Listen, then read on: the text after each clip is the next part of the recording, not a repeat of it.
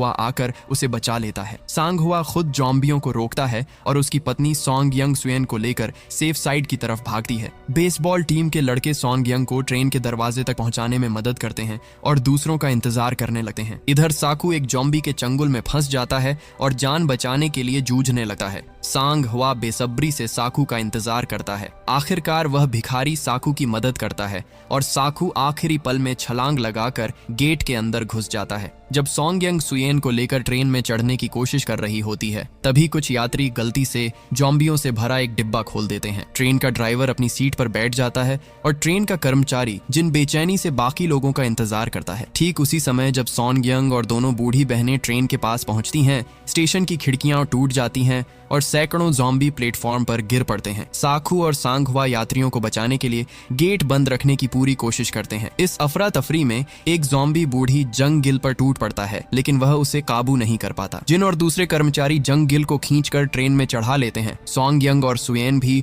दूसरे डिब्बे में घुस जाती हैं। अचानक वही भिखारी वहां पहुंच जाता है और सॉन्ग यंग आखिरी पल में उसे भी अंदर खींच लेती है। ये देखकर कि ज़ॉम्बी किसी भी पल दरवाजा तोड़ सकते हैं, यात्री यंग तुरंत ट्रेन छोड़ने का दबाव डालता है, लेकिन जिन थोड़ा और वक्त चाहता है क्योंकि उसके दोस्त अभी बाहर हैं। गिल्ट और घबराहट के बीच आखिरकार अटेंडेंट ट्रेन चलाने का ऑन ऑर्डर दे देता है। एक भयानक लड़ाई के बाद सांग हुआ दरवाजा लॉक कर पाता है और वे चलती ट्रेन की तरफ दौड़ते हैं, लेकिन जॉम्बी गेट तोड़कर उनके पीछे लग जाते हैं। प्लेटफॉर्म पर पहुंचते ही बेसबॉल टीम के 2 मेंबर जॉम्बियों के चंगुल में फंस जाते हैं। अपने प्यारे दोस्तों की यह हालत देखकर यंग गुक डर से पत्थर का हो जाता है। साकू उसे खींचकर संभालता है। साकू यंग गुक को साथ लेकर आगे बढ़ता है और दोनों मिलकर ट्रेन में चढ़ जाते हैं। जब सांग हुआ ट्रेन के पास पहुंचता है तो साकू उसकी तरफ हाथ बढ़ाता है, लेकिन सांग हुआ अकेले ही जॉम्बियों के झुंड से लड़ रहा होता है। एक एक करके जॉम्बियों को गिराने के बाद वह आखिरी पल में साकू का हाथ पकड़ता है और खींचकर ट्रेन में चढ़ जाता है। ट्रेन का ड्राइवर कंट्रोल सेंटर से अपडेट पाता है